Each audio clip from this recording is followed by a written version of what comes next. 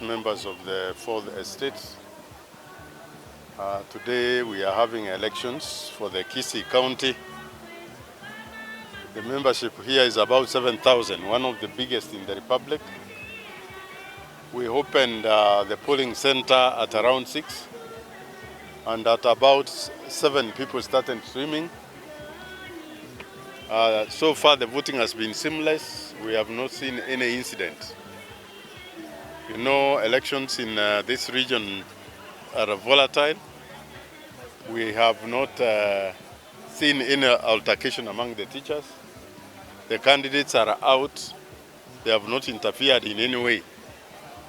So we expect to close around 5 and start tallying, and counting and tallying the results. And I believe that we shall have a seamless voting process. Yes. You are aware that we have created, we have under 10 positions. Now we have increased them to 14. And some of the positions that have increased are geared to attract women. We have the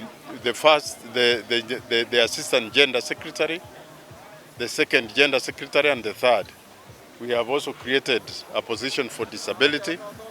We have created a position for JSS. Those positions are contested among those people from those sectors. So at the end of the process, we expect to boost the presence of the women in the union leadership, people with a disability, and junior secondary school teachers.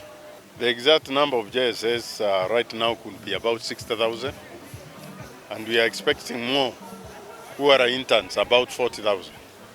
So within the year, we are expecting to have about 100,000 JSS members joining Kuppet. Now we have teachers who are, of course, in post-primary institutions. They are high school teachers, but they are paying what we call agency. Agency is paid by those employees across the sectors who joined an industry which as unions which have negotiated over times, and they come to enjoy the negotiated product of such unions. So as you enter the union, under Section 49 of Labor Relations Act, you are deducted what is called agency to support that union.